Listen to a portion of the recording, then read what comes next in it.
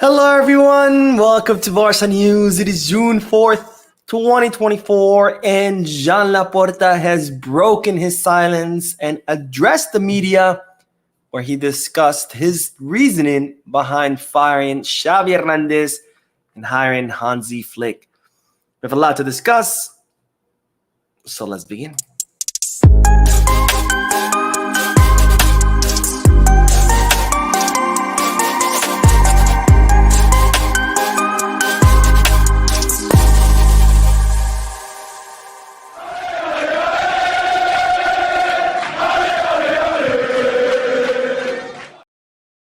Hello everyone, welcome to the channel. My name is Mo and I'm bringing you this late live stream in order to discuss Joan Laporta's statements as he has addressed the media for the first time since the whole Shavi firing dilemma began. This is not a podcast, so I won't be addressing the comment section. This is just going to be a short live stream just to go over the statements of the Barcelona president. Now, as I told you in yesterday's video, Joan Laporta was scheduled to meet today with Barca One Media, which is the official media of FC Barcelona. He was set to discuss a myriad of topics, and it was expected that he was going to discuss his reasoning behind firing Xavi Hernandez and hiring Hansi Flick.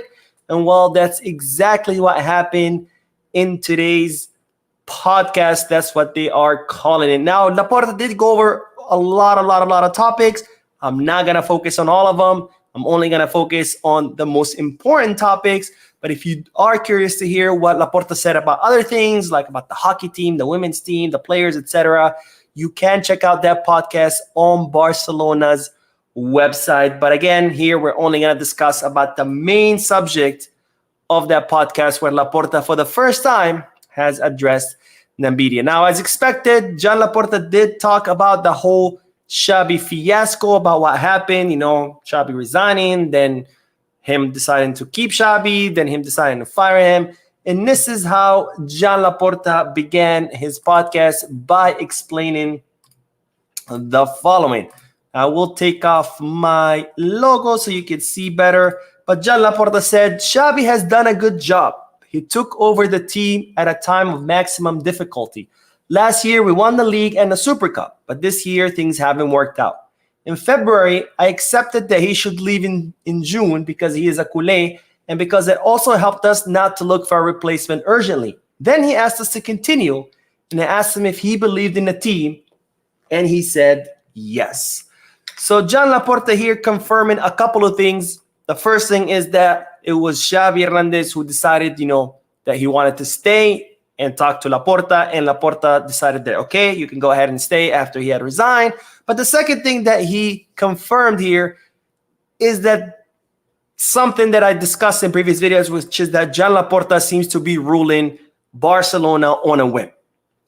Where 1 second he was okay with Xavi leaving because he's a culé and they had pretty time to keep the coach. And then he just asked Xavi, okay, do you believe in the team? Yes. Okay, you can stay. Just like that. Now, of course, that discussion, Laporta is referring to that sushi pack that I told you about, where Joan Laporta had already decided to let Xavi go, bring in Flick. But then Laporta met with Xavi at night. They had sushi and Xavi convinced him to stay. And that's when Laporta agreed. And again, highlights a very disturbing problem in Barcelona right now, which is Laporta seems to be ruling on a whim where one day he wants Xavi out, the next day he wants him to stay, the following day he wants him out again. And that is not how a club as big as Barcelona should be ruled. I think Laporta shouldn't just, a president of a big club like Barcelona shouldn't just ask the coach, do you believe in the team? Yes? Okay, cool, you can stay. What about your sporting director? What about the sporting arena? What about making a report? What is the coach doing right? What is the coach doing bad? What direction is the team headed? Sit down, read that report, discuss it with other people, then come up with a decision on whether to keep or fire a coach versus just a 3-minute dinner. Hey, what do you think? Do you believe in the team? Yes. Okay, you can stay. And that's a big problem because a club as big as Barcelona should not be ruled on a whim. But anyways, I don't want to get bogged down on this first statement because we have a lot of statements to cover. Then Joan Laporta was asked about what exactly changed as far as his decision to go from deciding to keep Xavi to then fire him. And this is what the Barcelona president had to say. What changed? A change of discourse about the squad, and made me realize that I had to give another impulse. It made me think again. And I thought of Hansi Flick to get the best out of the squad. It has ended elegantly with Shavi, who has the club's door open to him because he has earned it. It has ended well, and we are giving the team a boost. Everything was forced when we accepted Xavi's continuation because he had said he was leaving. He then spoke to the sporting management about substantial changes to the squad. I won't go into the past with names, but the sporting management didn't see it clearly, and neither did I, and I decided to give another impulse with the change of the coach. So it seems that Joan Laporta is explaining the reason why he decided to go from allowing Xavi to stay to then firing him because Xavi had requested a complete overhaul of the squad, which the sporting department did not really agree with it, and it seemed that Laporta didn't. And I do see here the reasoning because I think I've said this before, but I think Xavi is not equipped to build a project. I think for Xavi, building a project means hiring, 11 Mbappés as starters plus another 11 Mbappés as substitutes and then go ahead and play.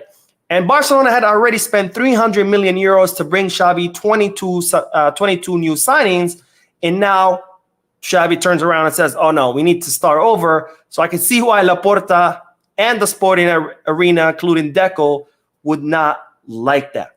But I do want to highlight another thing, which is the word impulse, because Laporta keeps repeating that word impulse, which again highlights the big problem that Laporta seems to be ruling on an impulse, on a whim, which is again a big problem. Now, I don't know if Laporta was aware of his choice of words or what, but regardless of the choice of word or not, I think we can all agree that this whole situation was mishandled because of Laporta's impulse to just make decisions right on the spot, depending on how he's feeling, which is not how a club as big as Barcelona should be ruled.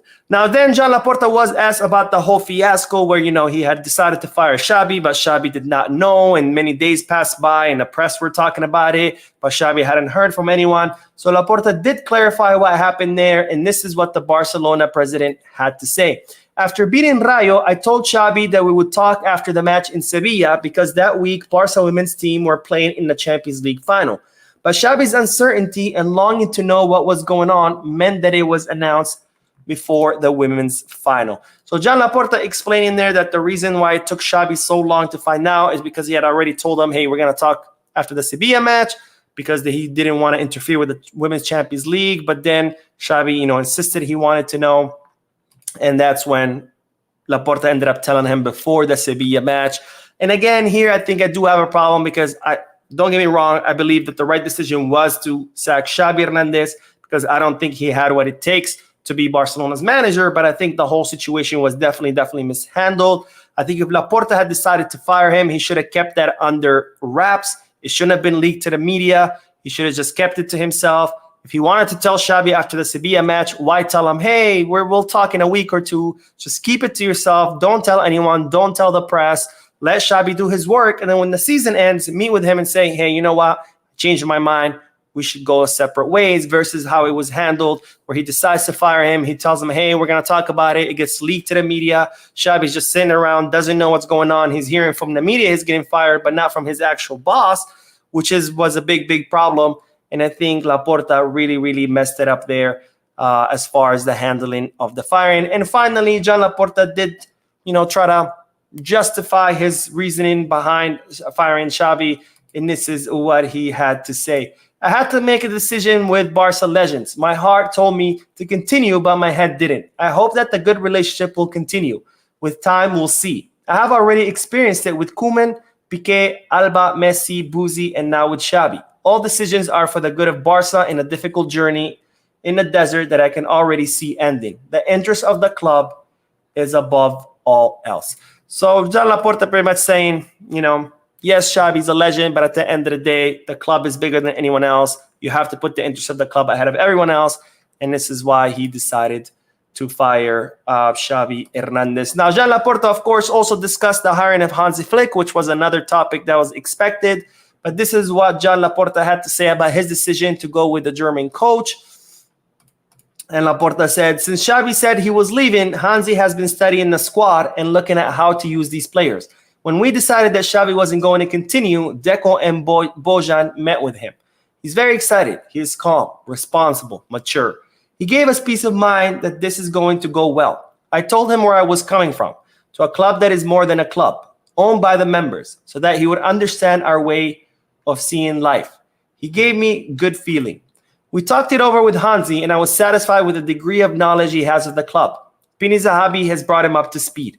He's a very good professional. His teams are very physically prepared. He won a sextuple match in ours, with a result against us that I don't want to remember. So Joan Laporta pretty much confirming the news that I had told you before, that when he was considering Hansi Flick, he sent Deco. I didn't know that Bojan was there, but it seems that Deco and Bojan met with Hansi. That's when Hansi presented his dossier, because he has spent the last 3 months studying the squad.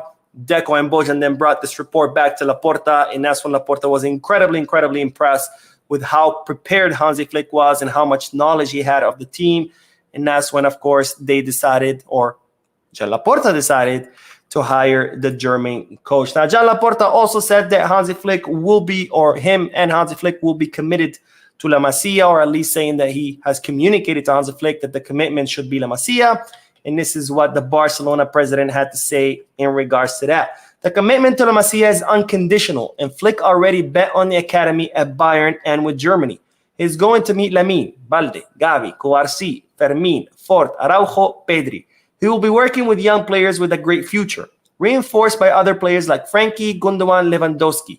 He is very motivated to get the best out of the team. So Joan Laporta making it very clear, not just to the media, but to Hansi Flick, that La Masia should be the commitment of the club. Of course, Hansi Flick had already agreed to that, even the first time they had talked to him when Shavi had announced his resignation. And of course, Hansi Flick, is not new to this game. He has counted on the academy players in Bayern Munich. He knows how to develop young talent, and I think he's gonna, not have a problem with developing the amazing, great young talent that we currently have at Barcelona. Now, Joan Laporta also addressed another big issue with the hiring of Hansi Flick, and kind of with dealing with the legacy of Shavi, which of course is the condition of the team, which we all know is a big problem. And this is what the Barcelona president had to say. We asked Flick to win. He takes a more experienced team. He will be able to prepare them physically without giving up our style, but with more physical preparation to play with 2 touches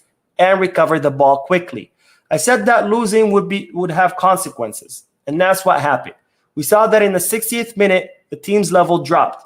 They didn't finish the game in the same way, like in the 2 games against Real Madrid, who came back in the last few minutes. I'm not saying they weren't well prepared, but there are always things to improve, and Flick will improve the physical preparation. To do this, he will adapt to the club structure. A trainer will come in, and they are designing it. So, of course, this was a big problem, as I told you in previous videos, where Deco had attended several practice matches. He did not like the physical conditioning of the team, how it was being handled by Shavi. The players had complained themselves to the board several times about the conditioning during practices. And even some players that we now know that had hired their own physical trainers because they felt like they weren't getting enough training during practices. So that was a big problem. And here Laporta, of course, highlighting that problem and saying that Hansi Flick will be able to fix it because, of course, Hansi is known for leading teams who are very high intensity and very physically prepared. Now, the last topic that I do want to discuss is, of course, the Negreira case. As we know, recently the court, there were 2 wins. The first one was that the court cleared Barcelona from any kind of bribery charges. And the second win was when the courts cleared Laporta and his board because they had been implicated by the judge overseeing the investigation. But the court said that Laporta and his board from during his first presidency cannot be implicated, so he exonerated them. So in regards to that, he did celebrate that, and he brought up how he did not like that Real Madrid had gotten involved in this case. Now, this is what Joan Laporta had to say. I am satisfied because I am no longer under indictment or investigation, but they were investigating me, and that surprises me. With us, anything goes. You go to the fields, and it seems that we buy referees when it is documented that it was a consultancy. Real Madrid appearing and extending the investigation for 6 months was a very dirty move. To win is not worth everything. And I don't know why they play that card, because they are traditionally a club favored by the referees' decisions. I expect everything from them, but I was surprised that they changed history, because if there is a club favored by the referees, it is Madrid, not Barca. So Joan Laporta, celebrating that he has been exonerated from this case and, shooting a dagger at Real Madrid by saying, did you guys really have to play that card? Because let's be honest, and I agree with Laporta here, I think we could all agree with Laporta here, historically speaking, Real Madrid have always been the club who've been favored by referees. So Laporta not missing the opportunity of shooting a shot at Real Madrid as he was celebrating his win in the Negreira case. But anyways, that was pretty much the big highlights that I wanted to go over with you guys. Again, if you want to listen to the full podcast, I think it's about an hour and a half. It's still on the Barcelona website. You can check it out there. But in the meantime, please let me know your thoughts and opinions about the statements I did share with you, about the firing of Shavi, hiring of Hanzi, the Negreira case. Let me know down below. And for now, I will let you guys go, but I will be uploading a video in about 30 minutes, maybe an hour. There is news that I want to discuss with you, really good news that I want to discuss with you. So make sure to check out that video. Anyways, thanks you for tuning in. I will see you in the next video. And as always, Viscas.